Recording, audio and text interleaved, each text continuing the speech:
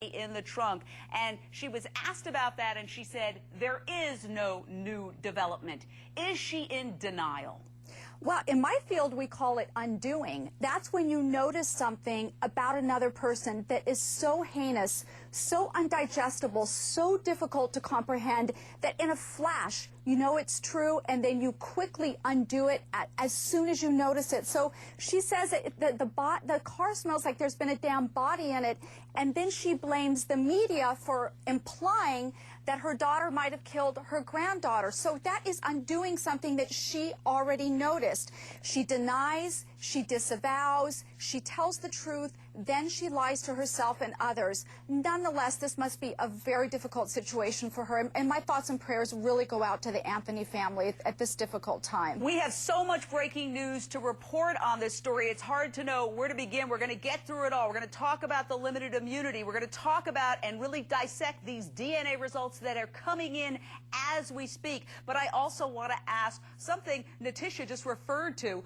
The mom, Cindy, is saying, my daughter, Casey, isn't going anywhere. Well, let's bring in the people who should know. Leonard Padilla, the bounty hunter who helped get Casey Anthony out of jail with the help of his nephew, who we also have Tony Padilla, the bail bondsman. Let's bring both of these gentlemen up and let's get the straight story. Are you guys revoking her bail? Are you sending her back to jail? If so, when are you going to do it? Saturday. Saturday? Saturday. She's okay. Going back to jail Saturday, only because she's got appointments with her attorney in the meantime, and we don't want to disrupt that. Well, wait a second. She's been talking to her attorney. She could talk to her attorney in jail, Leonard. Well, I know that, but I'm not going to let him have the excuse that, oh, we had a very important meeting today and Leonard pulled a pin. Now, why are you revoking her bail? Just exactly what everybody's talking about, the safety issue. Today, not only did Cindy have a problem with the reporters on the driveway, but one of my guys that was driving the young lady to the attorneys backed up, and we pulled forward. He hit a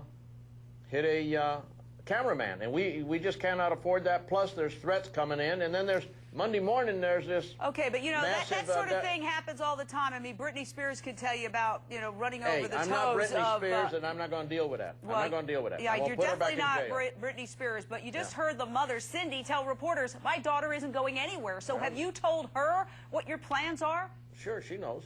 Well, then why did she say that?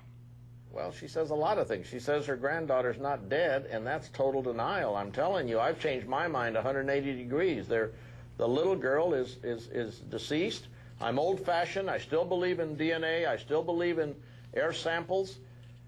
And I don't believe that somebody else put a body in the car and all of these dramatic theories. You know, I came out here thinking the little girl was alive, and I've gotten a hell of an education. Yeah, you have. Well, you came out on your gut, and your gut proved wrong. Yeah, it was wrong. Let's bring in all the attorneys. We've got Mickey Sherman, criminal defense attorney and author of How Can You Defend Those People? We've got Peter Odom, another noted defense attorney, and our favorite prosecutor, Eleanor Dixon. The big question, you've heard about this DNA evidence coming in. Is it enough for the medical examiner to say little Caylee is dead? Eleanor? I think so. It's just an important piece of the puzzle, Jane. You've got the DNA, you've got the air samples, you've got the cadaver dog that hit, you've got so much, the hair especially, that links it to Caylee. I think they've got enough, and you can have a murder charge without having a body. All right, well, let's get the defense attorneys. Mickey? I don't know if there's enough. I mean, it's certainly damning, but, you know, do we have her pulling a trigger, strangling somebody? You know, all we have is bits and pieces of information that's been leaked to us. We shouldn't have this information. There's something wrong with the fact that there's 400 and some odd pages of information but of an active police investigation out there with the media just because the media asked for it. And I got to go back to the bondsman for a second. That is unconscionable that they've taken her out and they're going to put her back in because now they think maybe she's guilty.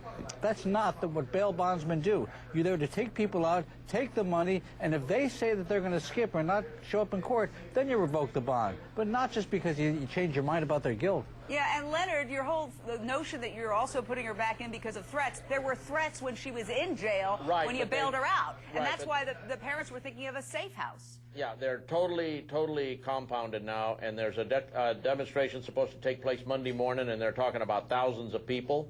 I don't need that on my conscience if George comes out there and gets upset, and we've seen that he can get upset. The safest place right now for everybody, including the media, is You know, jail. don't worry about the media, please. I mean, you know, I'm not going to run over the audacity media of and you get coming sued. in and saying, "Oh, we're going to worry about the media," after you created the circus by taking her out of jail in the first place, it's just mind-boggling. The Peter circus Odom is created by what is happening.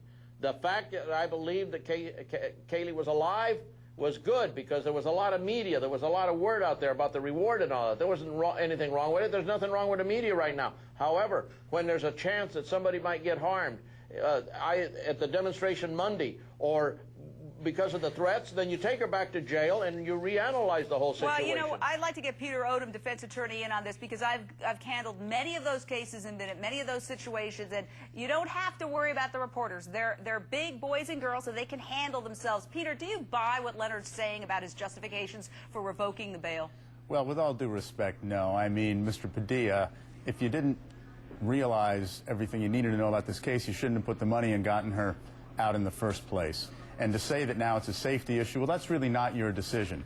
So, no, I'm not impressed with what Mr. Padilla has to say. I want to start with Caylee Swinton, President and CEO of Law Forensics, because we want to get into the forensics. Let's start with this possibility that this hair sample that has, in a preliminary fashion, been identified as Caylee's hair, there's also the off chance it could be Casey's hair, even though, according to WKMG, that hair also shows signs of decomposition. Huh?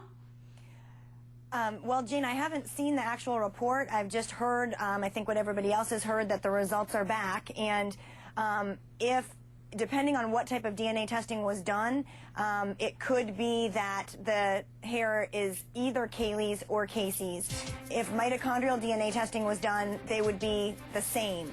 But if nuclear DNA testing was done, they would be able to uniquely identify.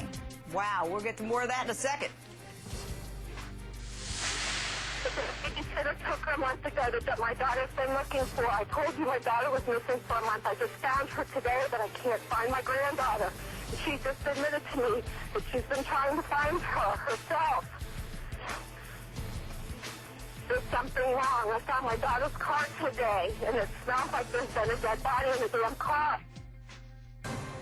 Inside the 400-plus page turn the prosecution has against Casey Anthony. Some of her close friends describe her as bipolar, a habitual liar. Her own mother calls her a sociopath. She mentioned that she wished she hadn't had Caylee because she's young and she's not able to do the type of things she likes to do, like go out.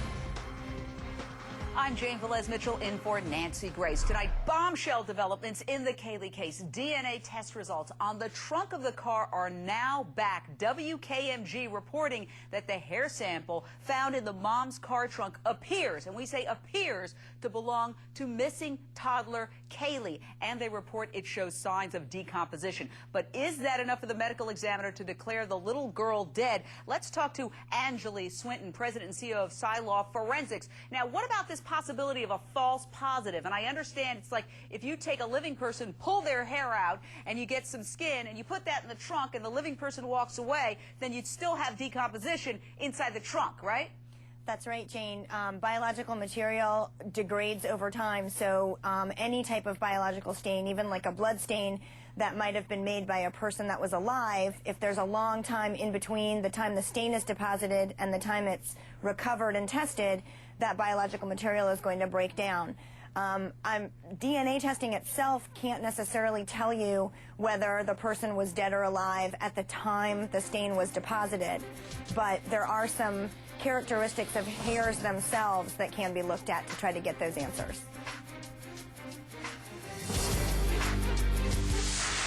Do you believe there will be more charges against Casey, possibly murder charges?